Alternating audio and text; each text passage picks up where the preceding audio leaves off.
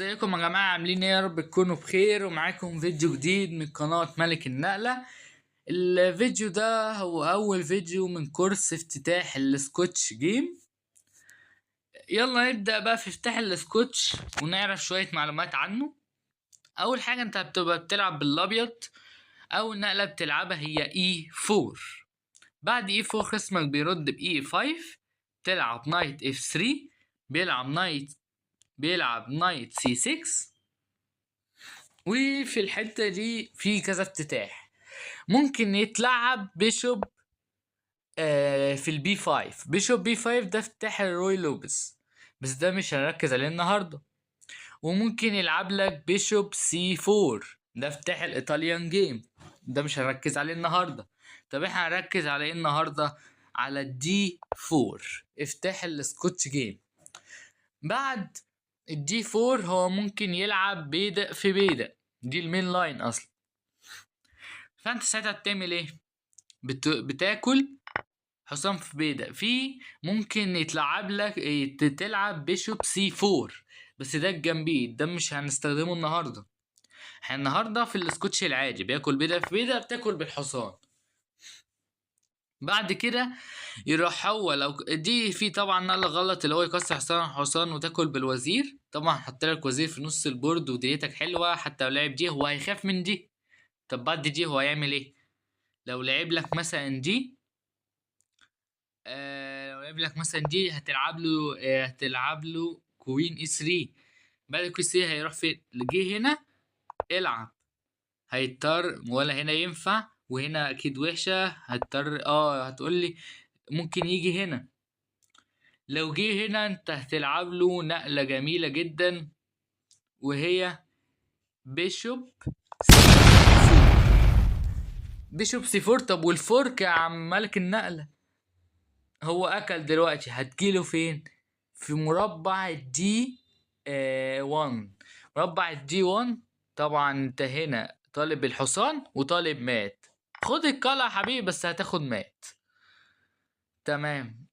فهو هنا النقلة دي غلط، فهيضطر يجي مثلا بالحصان هنا، وانت تروح مكمل جيمك بقى. ممكن تلعب نايت هنا، والمربع ده خلاص لو عرفت تلعب بيشوب سي 4 هيبقى المربع ده بتاعك.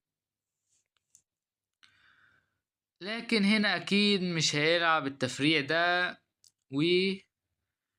وممكن هنا يلعب كذا نقلة بقى. اول نقلة فيهم هي بيشوب سي 5. بيشوب سي 5 هنا عندك كذا نقلة، بس في غلط اللي انت لو لعبت هنا بيشوب اي 3. بيشوب اي 3 هنا لو لعب، طب لو لعب لك هنا بقى كوين اف 6 تعمل ايه؟ ضغط النايب ب3. هتقول لي طب ما انا ممكن اكل حصان في حصان، اقول لك غلط. او هي هتبوظ لك البيادق. ليه؟ عشان هو هنا مش هياكل الحصان ولا بالوزير ولا بالبدأ ده ولا بالبدأ ده، هياكل في فيل الاول، هيقول لك هتمات. فانت هتضطر تاكل بالبدأ، ويروح هو واكل الحصان بالوزير ودنيته حلوة. طيب هنا خلاص مش هاكل حصان في حصان. طب هنا انا ممكن اعمل ايه؟ احسن نقلة هنا اللي انت تلعب سي 3، تدافع على الحصان. طبعا لو هو كسر كله في كله، دي ممكن هنا بعد ما يكسر كله في كله ديتك يعني. او حتى لو انت كلت بده ممكن يكسر الاتنين مع بعض، وهيجي يطلع بالوزير. لو دفعت هتيجي هنا، لو ممكن ياكل تاكل وكملوا الجيم على كده. لكن هنا هو مش هيعمل كده. انت ممكن زي ما قلت لك انت تحمي بالبيضة، دي احسن نقلة. لكن هنا بعد ما يلعب لك بيشوب في السي 5، احسن نقلة هنا اللي انت ترجع بالحصان في البي 3. دي احسن نقلة. ليه؟ تقول له هات الفيل بتاعك. هتقول لي طب ما هو ممكن يديني كش من هنا، وحشة. ليه؟ عشان هتلعب له سي 3، هات الفيل. هيروح بالفيل فين؟ الفيل هنا مش هينفع، هتاكله. طب هنا هتاكله، هيضطر يرجع هنا، وهو اصلا هو كان عايز الفيل على الوتر ده. الوتر اللي معلم عليه ده. فهو طول ما جه هنا هيضطر ترجعه هنا، يبقى هو كده ما استفادش حاجه، يبقى دي نقله غلط. يبقى هيضطر يفضل على الوتر ويرجع في البي 6. بعد ما يرجع في البي 6 انت هنا عندك كذا نقله. مثلا هتلعب نايت سي 3، دي نقله حلوه. عندك هتلعب A4، عايز A5 على الفيل، دي نقلة حلوة. هنا بعد ما يلعب بيشوب وترجع، وهيجي هنا. انت ما تحاولش بقى اللي تفتح الوتر ده. الوتر ده لو اتفتح والفيل باصص هنا والوزير ممكن يجي لك هنا بكش، هتبقى خطر شوية. فبلاش تلعب F3 وتفتح الوتر ده. طب لو هو مثلا بدل ما انت لعبت دي راح لعب لك دي، هتكمل جيم عادي، ممكن تلعب بيشوب. هتقول لي مش ممكن هنا يبقى فيه تاكتكس اللي هو ياكل؟ اقول لك لا، انت هتاكل عادي. طب ما تقول لي هاكل بكش. هتيجي هنا لو لعب لك حصان هنا مش مات، عشان في حصان انت حاطه في البي 3 من اول الجيم هتاكله. لو اكلت وعندي كمان هنا قطعة، تمام، يبقى كل ده مفيش تاكتكس ولا اي حاجة. تمام. دلوقتي طب لو زق عليك هترجع، لو زق عليك تاني هترجع والفيل بتاعك هنا، وهتلعب H4 بقى وتهجم على الجناح ده. تمام، كل الكلام ده جميل. بعد ما تلعب نايت C3 وهو يلعب نايت F6، انت عندك هنا A4. هتقولي هو مش ممكن ينط هنا، عايز البيضة اللي في ال F2 هنا، دي طبعا غلط. فهنا بقى لما تلعب A4 هو ممكن يلعب اي نقلة، ممكن يلعب لك مثلا D6. D6 غلط عشان هتاخد الفيل كخدت قطعة. وكمان بعد ما انت هو لو لعب اي حاجة وانت دفعت هو الفيل مات كمان. بعد ما هو مات اكلت، ومش هينفع ياكل بده حتى عشان الروك متعلقة، فيضطر ياكل بده وخلاص جيمه انتهى كده. تمام. هنا بعد ما تاكل ممكن يلعب لك دي. طيب لو لعب لك دي انت ورحت طلعت تحارب الحصان تاني، طب افرض هو جه ربطك، هتعمل ايه بقى في الموقف ده؟ في الموقف ده هتلعب نايت تيكس في السي 6، هتاكل حصان في حصان. طيب بعد ما تاكل حصان في حصان، هو هياكل بالبيدق ده. ليه؟ عشان لو اكل البيدق ده هتكسر الوزيرين وحالتك حلوه. ممكن تيجي بعد كده تربط الحصان، حتى لو هو اكل هتاكل وانت لسه رابط الحصان ودنيتك زي الفل. تمام. فهو اما اتكسر هياكل بده. تيبيكال ايديا بحفظها، تلعب بيشوب دي 3، مدافع على الحصان. طب حتى لو هو اكل هتاكل. لعب لك دي 5، اول لما يلعب لك دي 5 كل ما تفكرش، دي 5 كل على طول. هتقول لي طب ما انا ما ينفعش ازق هنا؟ ما ينفعش ازق البيضة في الاي 5. لا ما ينفعش. ليه؟ هيلعب نايت جي 4. نايت جي 4 محمية بالفيل، مش هينفع تاكله بالوزير. ضغط البيضة، هات البيضة، هتعمل ايه؟ هتلعب نقلة شبه دي وحشة، عشان هيلعب لك هنا مثلا هيلعب لك اف 6، يقول لك هات البيضة. طب هتقول لي هاكل، هيروح جاي لك هنا بالوزير يقول لك هات الفيل. هتقول لي هرجع، هروح مبيت، ولو بيت هنا يبقى في ضغط كبير على البيدق ده. تمام. يعني هنا الدفع غلط، يبقى اول لما يدفع لي كل على طول. هو هياكل هنا وانت تروح ساعتها مبيت، او ممكن هنا تمنعه من التبييت الاول وبعد كده تروح انت مبيت. تمام. لغاية دلوقتي كلام حلو. يبقى اول اما يجي لك يربطك هنا هتلعب البيشوب هنا هتكسر، بقى تلعب البيشوب هنا لو هو اكل عادي. تمام.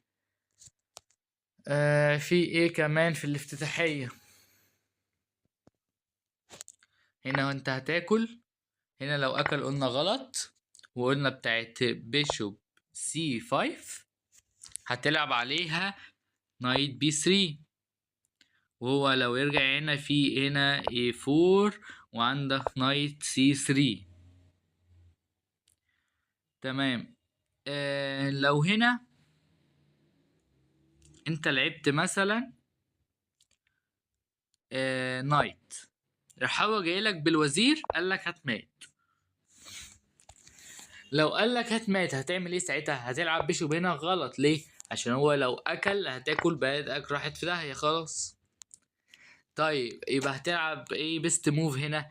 هتلعب دي، هي نقلة موجودة بس يعني هو هنا لو اكل بادئ يعني شايف منظره عامل ازاي، فمش احسن حاجة. احسن نقلة هنا ان انت تلعب كوين اي 2 حامل بدأ. لو هو لعب مثلا نايت هنا هتروح حاطط فيل في وش الفيل.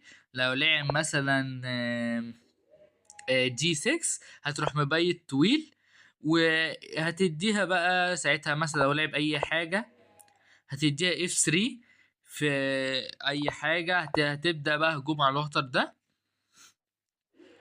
حتى لو هو هنا كسر هتاكل ومفيش اي حاجة، وهتبدأ هجومك على جناح الملك. تمام. اه يبقى لو جالك قالك هتمات هتلعب كوين اي 2. طبعا بقى لو انت عايز تفاجئ الخصوم بقى في الجيم، انت هتروح كده تقعد مع الانجن ت... اي يعني انت مثلا عايز تخترع افتتاحيه ليك انت، او مش تخترع افتتاحيه، عايز حاجه ترد عليها بالخصوم تفاجئهم. فانت هتروح تقعد مع الانجن. بعد ما تروح تقعد مع الانجن مثلا هتقول له انا عايز العب في الموقف ده دي مثلا. فهتفضل بقى تقعد تشوف دي وحشه في ايه. لو هو اكل انا هعمل ايه؟ هتقعد بقى مع الانجن وتشوف الكلام ده. تمام. هنا في حاجه كمان بيلعبوها غلط بالاسود. مثلا دي هتلاقيها تحت ال 1500 وكده كتير. بدل ما تلعب اي 5 هو ممكن ما ياكلش اصلا. هيقول لك ممكن العب دي انت بتلعب عليها ايه؟ عندك كذا نقله. اول نقله انت تزق على الحصان تقول له هات الحصان بتاعك. لو جه هنا هتاكل دي وحشه. تمام. لو جالك هنا هو هيعمل ايه؟ هضطر يرجع هنا. ف او بدأ يزق انت مش عايز تزق خلاص ممكن تاكل بيضة في بيضة. لو هو اكل بالبيضة هتكسر وزير في وزير. لو اكل بالحصان اخدت بيضة. لو اكل بالملك هو ضيع التبيت. ساعتها تلعب بيشوب ضغط على البيضة. لو لعب كده تطور الحصان بتاعك ودنيتك حلوة وهو مش عارف يبيت. تمام. في غير النقلة دي ايه؟ ممكن هنا ياكل لك بالحصان بدل ما يلعب دي ياكل بالحصان كده على طول. طبعا دي برضو وحشة. ليه؟ هتكسر حصان في حصان، هياكل بالبيضة وتاكل بالوزير. وزيرك برضو في نص البورد. هي زي لو حصل كده وانت اكلت راح هو اكل. هي بالظبط هتوصل في نفس الحتة اللي هو عندك وزير في السنتر وهو متأخر في الانتشار. وزي ما قلت لكم هنا بعد دي لو لعب نايت اف 6 زق على طول يا باشا. شوف هيروح فين ده بقى. تمام. او ممكن بدل ما يلعب كده تربطه الاول بهدف اللي انت عايز تلعب دي برابطه. فيضطر هنا يلعب بيشوب اي 7 وانت تكمل بقى انتشار عادي. تمام. في ايه تاني في الافتتاحيه؟ في ناس بقى ساعات بتضحي ببدأ كمان مقابل الانتشار. بس ده احنا النهارده بنتكلم على السكوتش. انت ما بتسيبش اي بيدق، اول لما يدفع هتاكل على طول. تمام. في اي نقلات تاني هنا؟ طبعا مش محتاج اقول لك اللي هنا في بعد دي في ناس تعمل لك كده غلط طبعا. آه، في اي حاجة تانية في الموقف ده مثلا؟ هنا هتاكل هتروح التكسير غلط، التكسير قلناه خلاص. ولو لعب بيشوب هنا قلناه. ولو لعب في حاجة تانية لسه مقلناهاش. اما تلعب اي 4 هيلعب اي 5، هتلعب نايت اف 3، هتلعب نايت سي 6، هتدفع. هو ممكن ما يلعبش دي، هو ممكن يلعب دي غلط بقى خالص. هتقول لي هنا انا هعمل ايه؟ هاكل هنا ولا هاكل هنا ولا هاكل بالحصان ولا اعمل ايه؟ هنا افضل نقله ان انت تاكل بالحصان. طب ما هتقول لي هيكسر حصان في حصان. هتاكل هياكل بيدق في بيدق، الوزيرين في وش بعض. كسر يا باشا، خلاص خسرته التبيت والعب بقى. هتلعب دي، كسر روح. تمام. يبقى طبعا دي اللي هو ياكل هنا غلط. هتقول لي طب ما هو ممكن هنا ياكل بيدق في بيدق.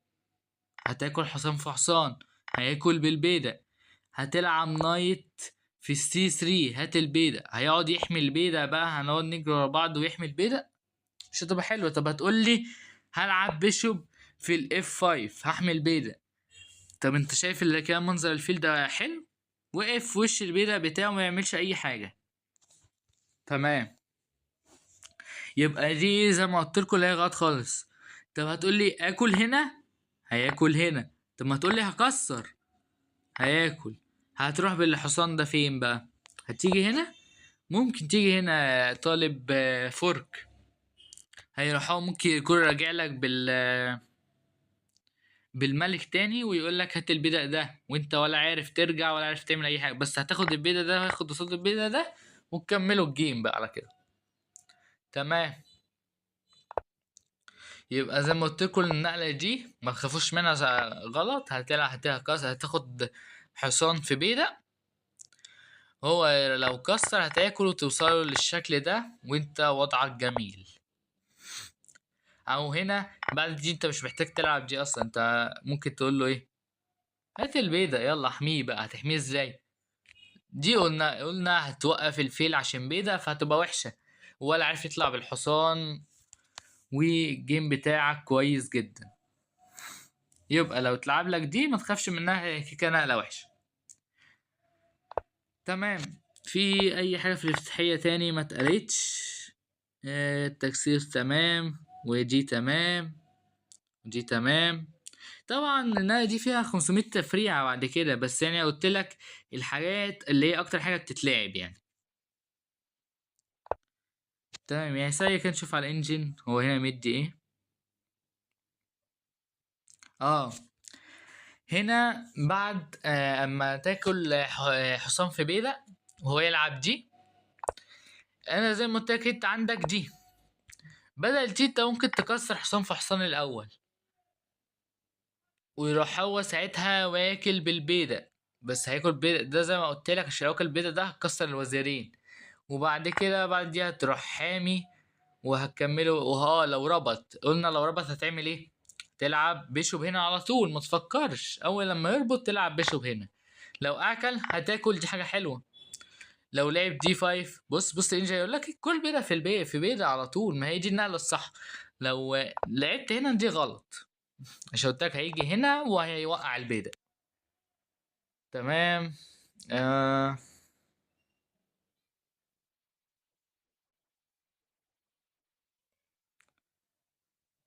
اعتقد مفيش اي حاجه تاني في الافتتاح ده. لو في اي حاجه في الافتتاح ده هبقى انزل فيديو كده تاني هكمل بقيه التفريعات اللي فيه. بس ما تنساش لو عجبك الفيديو استفدت بيه، متنساش تعمل لايك وشير وتشترك في القناه وتفعل زر الجرس عشان نوصل لمشتركين اكتر، وتفعيل زر الجرس عشان يجيلك اي اشعار جديد. وشوفكم في فيديو جديد. سلام.